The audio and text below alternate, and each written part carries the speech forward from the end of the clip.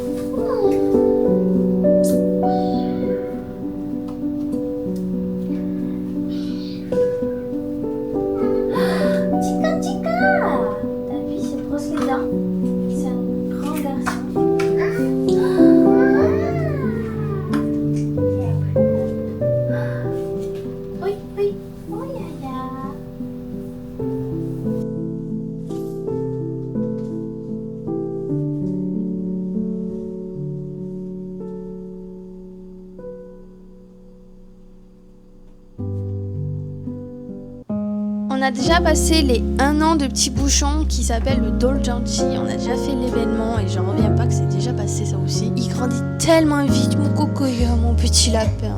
Ouais, ça râle pas mal, ça pleure beaucoup, ça cherche tout le temps maman. On est dans la période qui est assez compliquée, on se l'entend. C'est ok, mais il faut accepter du coup ce changement puisqu'il apprend ses émotions. Tu lui fais un câlin ?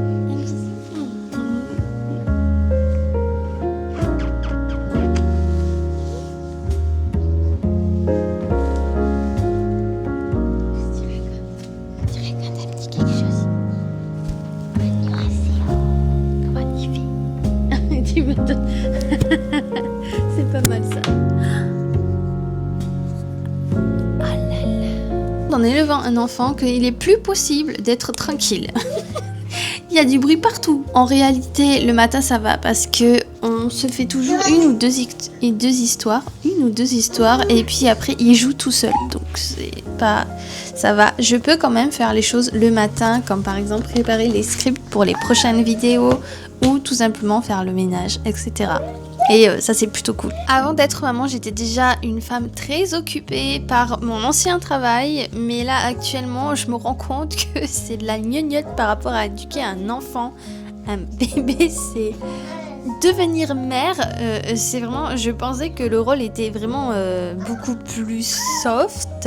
À la fois où je voyais quand même des choses qui étaient quand même très hard. Donc j'avais pas réellement en fait une idée sur l'éducation. Je trouve que c'est une ultime épreuve à tout point de vue sur une année et là plus puisque je prends sous 15 mois les montagnes russes, clairement les montagnes russes.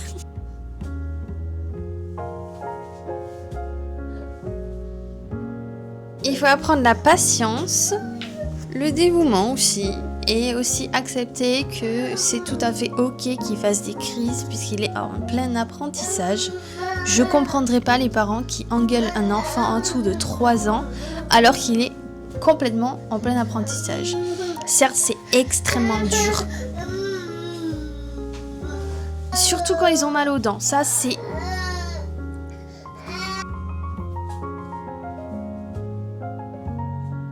Pour moi, le but ultime, c'est d'assumer la responsabilité de mon enfant et de ne pas aller trop vite. C'est-à-dire que si un enfant... Souvent, les parents, quand ils entendent qu'il y a un enfant qui fait ça plus vite que d'autres, on commence à se mettre un stress, on commence à se mettre un poids qui ne devrait pas, parce que un enfant est différent. Chaque enfant est différent. Chaque famille est différente. Nous, la nôtre, on parle 3 langues.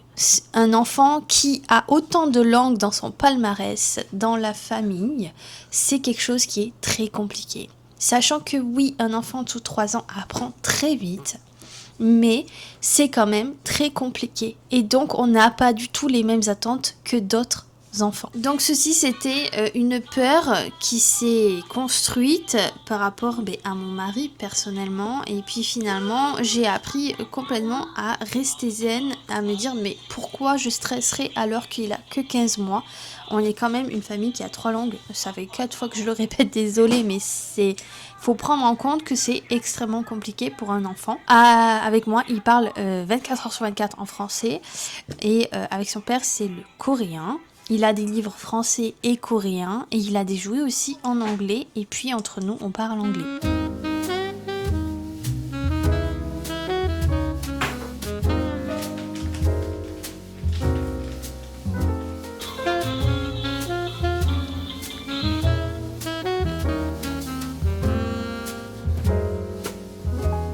Comment il fait le lion? Et mon bébé? Comment il fait le lion? Par contre, il y a quelque chose qui n'a pas réellement changé pour moi, personnellement, c'est la cuisine. Faire à manger.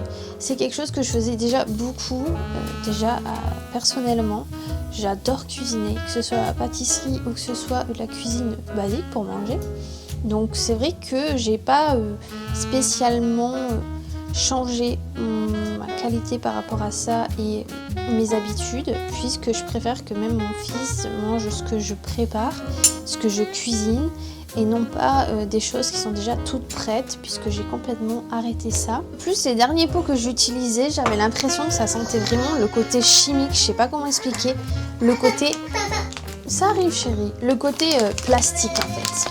C'est vraiment quelque chose qui n'est pas recommandé. J'avais vraiment l'impression que j'allais lui donner du plastique à manger, mais du plastique chaud, je sais pas comment vous expliquer. C'était vraiment... J'ai dit non, c'est à ce moment-là, j'ai dit on va arrêter ces bêtises. En plus, ça coûte extrêmement cher pour ce que c'est. Vaut mieux que je lui fasse un plat vraiment basique. Là, c'est vraiment en ce moment, entre midi et 2, nous mange du solide comme nous. C'est terminé les petits pots par rapport à ça. Et bon, il y a des choses, par exemple, il faut lui enlever la peau, etc. Mais il arrive à manger ceci. C'est encore moi qui lui donne à manger parce que sinon il joue qu'avec la nourriture, il la mange pas. Donc je commence à lui donner la fourchette. Bravo. C'est bien mon bébé. C'est vrai qu'en fait, depuis que je suis maman, c'est très compliqué d'avoir du temps libre. Les seuls moments, c'est vraiment... Les seuls moments, c'est vraiment où petit, il va dormir. Si t'as personne autour de toi pour le garder ou si tu le mets pas encore en garderie, ce qui est mon cas, bah c'est compliqué à gérer. Enfin, au début. Après, aujourd'hui, on a l'habitude tous les deux et c'est vrai qu'il est quand même... c'est un bébé qui est quand même adorable. dans l'ensemble et qui est ouvert à beaucoup de propositions et d'activités. Donc pour le coup, c'est vraiment pas mal.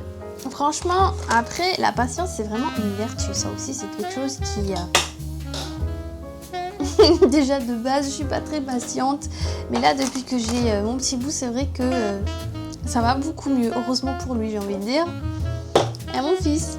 Ah, et en ce moment, il aime ça. Des algues. Il est comme sa mère. J'adore ça aussi. Et sa grand-mère aussi, elle adore ça. Ma table, nous. Tu es en train de saccager ma table.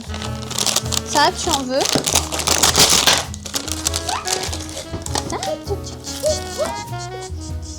Non, pas les mains. C'est très huileux,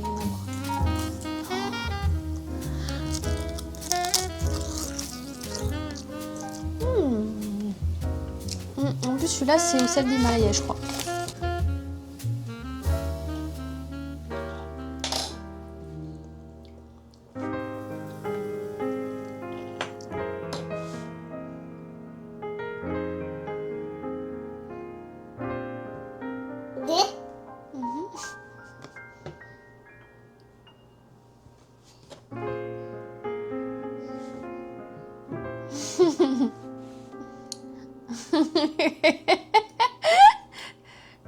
C'est bien, mon cœur.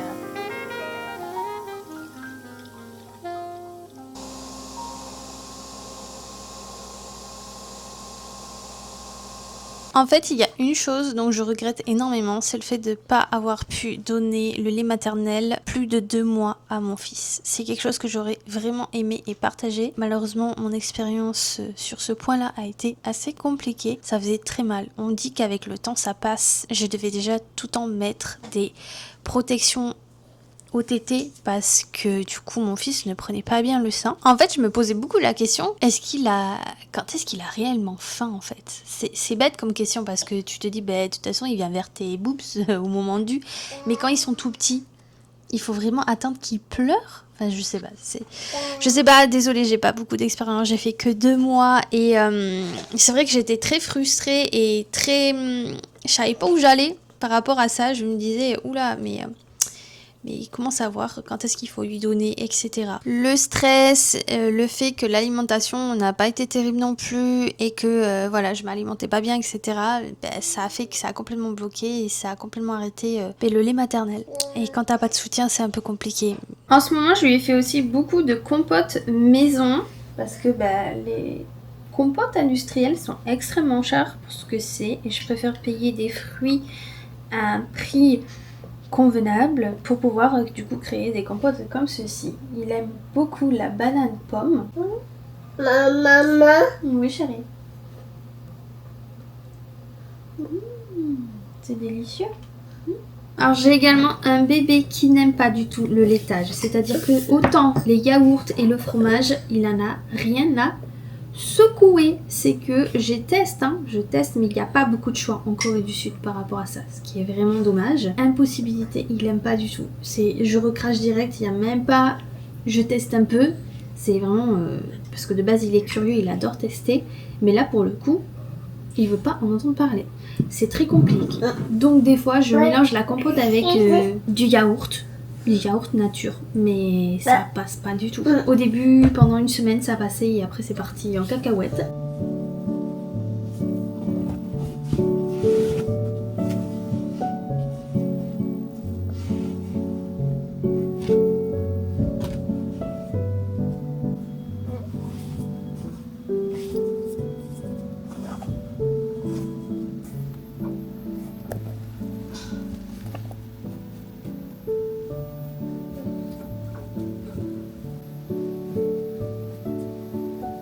En fait, je comprends mieux pourquoi on donne l'âge par mois pour les pitchouns, même jusqu'à 2-3 ans.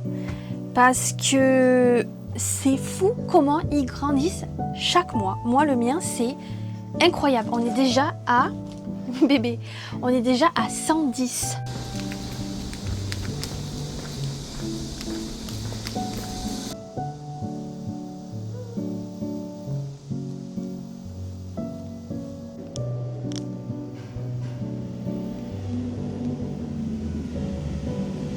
À l'heure de la période 0 2 mois, donc tout ce qui est néonatal, je dirais que c'est une période où j'ai pas réalisé qu'en fait c'était la plus facile. En fait, bébé avait que 3 besoins principaux, donc dormir, manger et du coup faire ses besoins, bien entendu en incluant tout ce qui est affection, etc. avec bébé, tout en faisant attention. C'était une période où forcément je me posais beaucoup de questions sur beaucoup de points, mais à la fois j'étais pas totalement à la rue, c'est-à-dire que j'ai 2 frères et donc j'avais déjà une certaine expérience, mais en étant maman pour la première fois, beaucoup de doutes et oui, pas mal de peur et d'anxiété, on va dire. Alors, je n'ai pas eu de problème de compréhension par rapport à mon enfant. Comme je vous ai dit, j'ai 2 frères, donc du coup, j'avais déjà une certaine expérience, surtout pour mon dernier frère.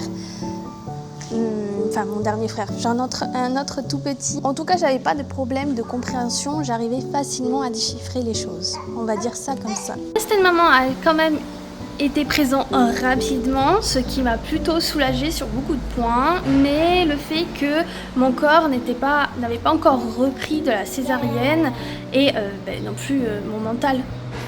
Non plus mon mental, ça a été assez dur, sachant que cette période-là, j'ai quand même été toute seule pendant un bon moment et encore au jour d'aujourd'hui, je fais tout toute seule. Puis j'ai eu peur des regards des autres par rapport au fait de sortir avec bébé, surtout dans un pays qui n'est pas le mien.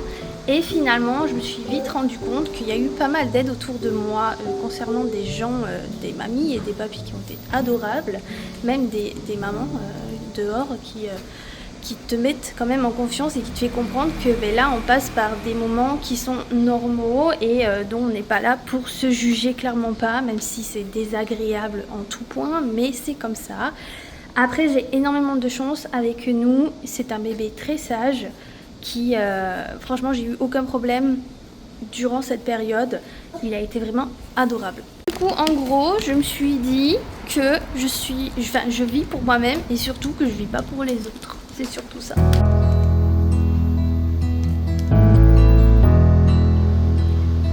I've been lying here for too long. I don't know what else to do. I wanna get away from every little thing just to try to make it through.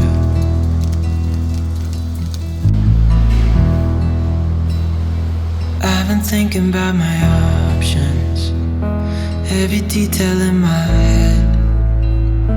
But it doesn't really matter, nothing matters, so I cry instead.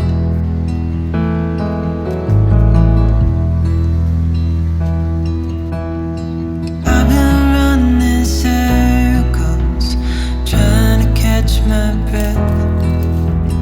I've been trying everything I can, but I ain't got nothing left.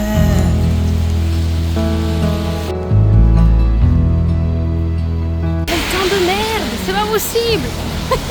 Il a plu en plein moment où on allait à Daiso. Je devrais noter ces 0,2 mois, on va dire que je noterai l'expérience sur une difficulté de 8 sur 10. Alors c'est pas l'enfant en soi et tout ça, le souci c'est moi.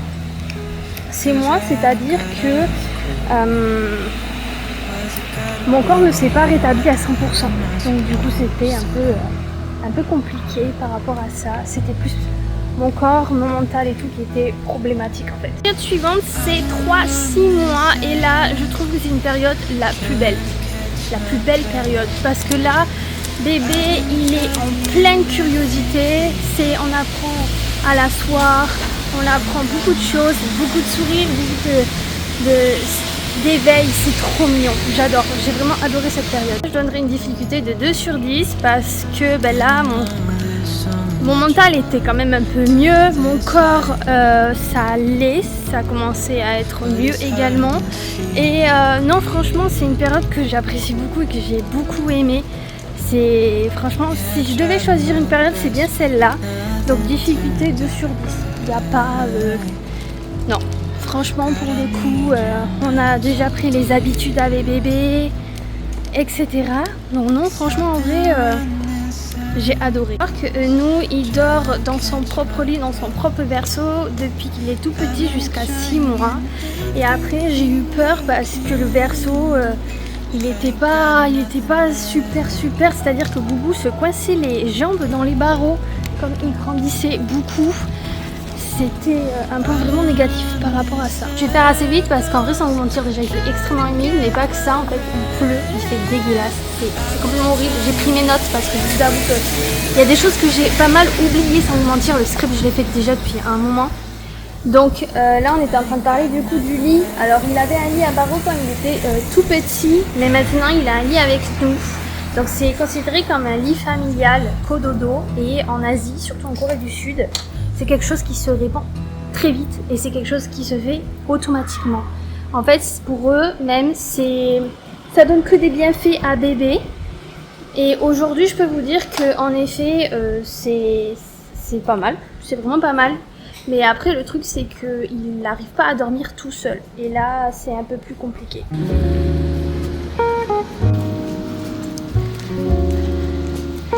Pour la période 7 à 10 mois, c'est l'une des périodes les plus fun également. Parce que c'est-à-dire que bébé apprend à marcher, à se mettre debout. Donc moi j'ai adoré aussi cette période. Elle était un peu plus complexe sur le fait que bébé il demande beaucoup plus d'attention, voilà, il faut faire attention à lui. Jusqu'au 1 an, ça a été vraiment incroyable. Vraiment incroyable. J'ai aucun souci par rapport à ça, sans vous mentir. Et c'est au niveau difficulté, je dirais niveau difficulté, on est sur un bon 4 sur 10 parce que c'est plus mouvementé que d'habitude, mais ce n'est pas non plus voilà. C'est comme je vous dis, c'était vraiment un côté funny. On commence les petits pots très marrons, très rigolos, extrêmement rigolo même. Il y a des moustiques partout, je vais me faire manger. Non, franchement, j'ai adoré celle de 7 et 10 mois. Alors, plus dans les détails, à 9 mois, il a commencé à comprendre à comment défaire, à faire et à remettre. Donc ça, c'était assez impressionnant même, parce qu'il l'a compris en l'espace de 2 minutes, alors que je m'attendais qu'avec les jeux, il ait un peu plus de mal, mais non, il a adoré même. Et il en redemandait, c'est ça qui est cool. Le plus que je pourrais dire, c'est que c'est là qu'il a commencé aussi à se lever. Et là, je me suis dit, oula, il va commencer à marcher, sachant qu'il ne sait pas ramper, pas du tout. Il ne sait pas se mettre 4 pattes. Ramper si, mais 4 pattes, non, pas du tout. Il n'a pas appris du tout. Donc, je m'attendais qu'il fasse ça en premier lieu, mais pas du tout. À 10 mois, il a commencé à... attendez, parce que là, je commence à avoir un peu mal aux jambes. J'ai ma grosse main. J'allais vous mettre sur le truc, mais là encore, il y a les fougères. Normalement, je vous fais à la DJI, mais je sais pas ce qu'elle a. Elle a un souci, là. Elle veut pas se mettre correctement. Vous serez un peu... Il y a des moustiques partout. Vous les voyez en plus. Alors, je disais du coup, ouais, donc du coup, les 10 mois, il a commencé à se lever, à marcher partout, voilà, à aller vite même. Et puis en suivant, les 11 mois a commencé en mars, fin mars, je crois le 21 approximativement. Il a appris du coup à marcher, ça a été ses tout premiers pas. L'apprentissage de la langue, c'est un peu plus long, je vous avoue, mais apparemment c'est tout à fait normal. Il ne peut pas faire les deux en même temps. D'après ce que j'ai compris, c'est un d'abord et puis l'autre après en fait. Donc les 1 an se sont passés, on les a programmés, on l'a fait au Mayfield, on a invité un peu tout le monde, enfin les principaux intéressés. Il y avait quand même mes amis et le dos, le Georgie s'est très bien passé. Il y a eu des petits couacs à droite à gauche que j'ai pas encore digéré aujourd'hui même. Il y a certaines choses qui se sont faites que je comprends pas pourquoi elles se sont faites. On nous a même pas consulté, rien du tout, donc ouais. Mais bon, écoutez, ça arrive, je vais pas faire de chichi, c'est déjà passé. Mon mari et moi on s'est regardé en mode c'est quoi ça? Retrouver ma DJI, punaise, ça a été compliqué en fait, j'ai le truc qui n'arrivait pas à se recentrer, enfin la caméra en elle-même, donc du coup, bon. La période de 1 à 15 mois pour moi est la plus complexe, elle est dure sur tout point de vue, alimentation, sieste. Voilà. Moi, pour faire dormir le petit, c'est le parcours du combattant. Il faut vraiment que je l'amène dans un endroit où il faut qu'il se défoule à gogo, mais tous les jours. Voilà. Mais écoutez, c'est une période où je donnerai une note facile de 6 sur 10 en difficulté. Après, un petit 7, je dirais plutôt. Parce qu'en ce moment, il pleure beaucoup pour un rien. Je comprends pas vraiment pourquoi.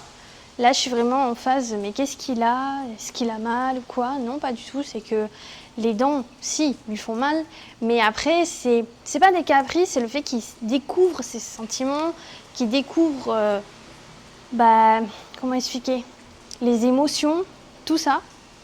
Et c'est pas facile, c'est vraiment pas facile.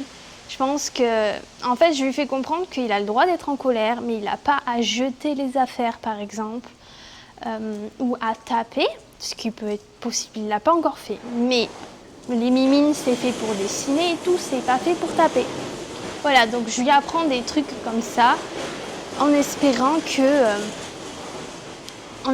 ça va aller dans le temps. Mais voilà, c'est une phase où tout parent a ce problème, même sur le fait qu'il a besoin tout le temps de m'avoir auprès de lui, tout le temps. Si je disparais, ça part en crise.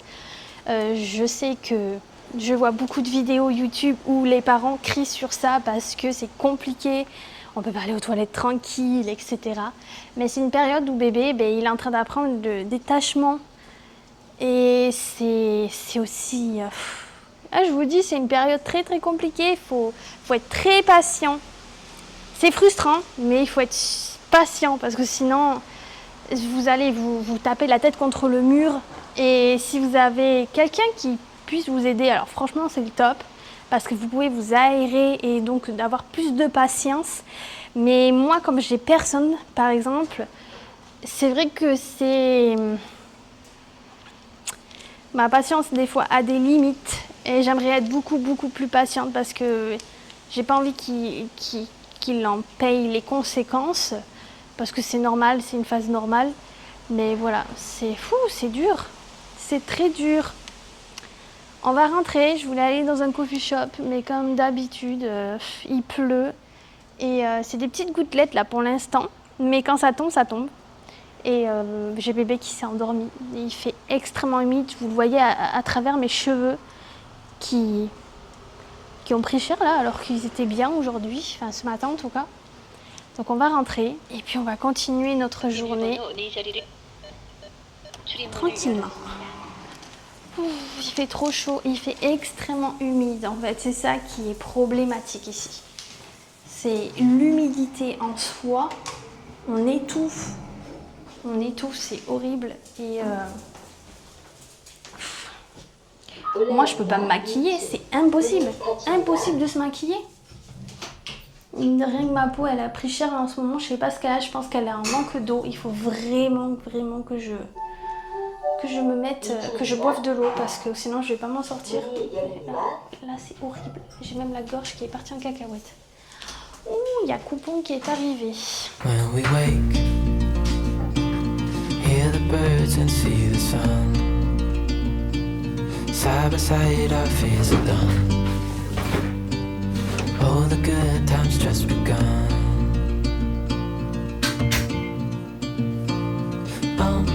We know what we have, let's hold on tight. Found what we're looking for in life. Call us crazy, but things are finally right. With you and I, the future is bright.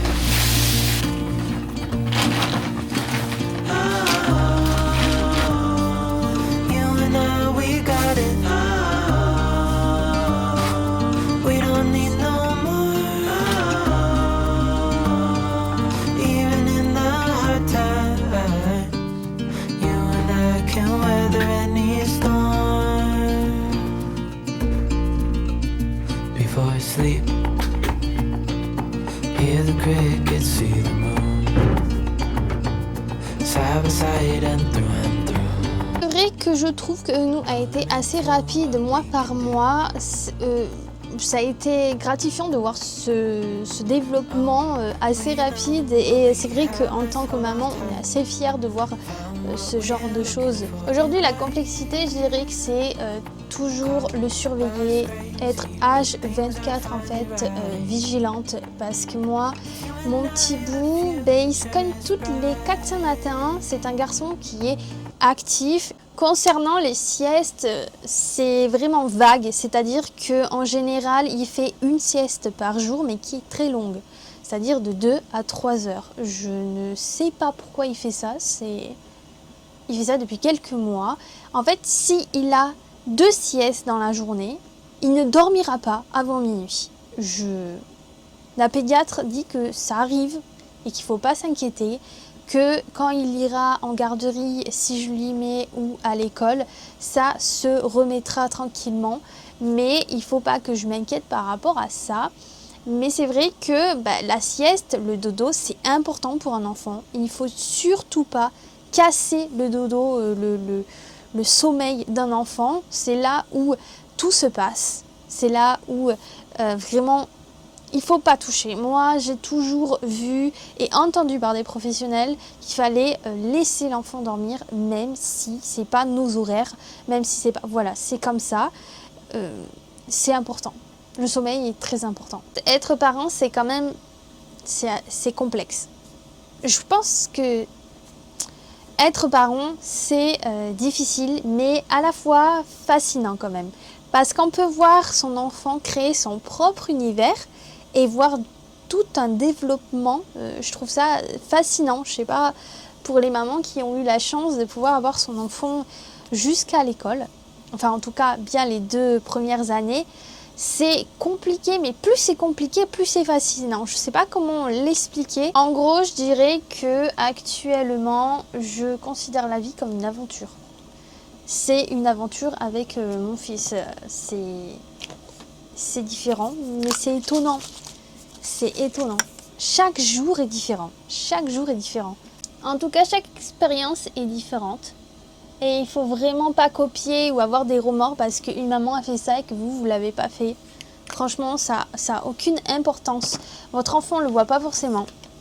Donc ça sert strictement à rien. Vous allez plus vous faire mal qu'autre chose. Chaque expérience est différente. On est toutes différentes. On a toutes des histoires différentes également. On se rejoint sur certaines choses parce que y a des choses qui sont qu'on peut pas changer et que c'est normal. Mais après, si vous faites confiance à votre enfant et que votre enfant il est là derrière vous et que tout se passe bien, il n'y a pas à galérer, il n'y a pas à stresser, je trouve. Mais en tout cas, une fois que vous avez votre enfant, ça devient votre univers. Il devient votre univers. Enfin, moi qui est mère au foyer au jour d'aujourd'hui, c'est très compliqué de ne pas penser à lui. Je suis là aussi pour lui, donc forcément, tout tourne autour de lui. Et ce que je ressens au fond de moi, c'est plus du courage, de l'amour et de la bienveillance en fait. C'est pas... Même s'il y a des jours qui sont frustrants, même s'il y a des jours où j'ai envie de... j'ai la chance d'être maman. C'est surtout ça que je me dis. C'est qu'il y a beaucoup de mamans qui n'arrivent pas à avoir d'enfants. Team heureuse quand même d'avoir pu avoir ce bonheur-là et d'avoir eu cette expérience-là. En tout cas, c'est pas un talent. Ce que je veux dire, c'est pas un talent. C'est pas une question si c'est inné ou pas en fait. Mais en tout cas, cet amour, cette bienveillance, ce courage, il permet en fait tout simplement de me guider au fur et à mesure. En fait, le fait d'être parent, c'est une succession continue d'émotions très intenses. Et je pense que c'est que le début. Aujourd'hui, je voulais simplement vous montrer la réalité de mon quotidien sans filtre.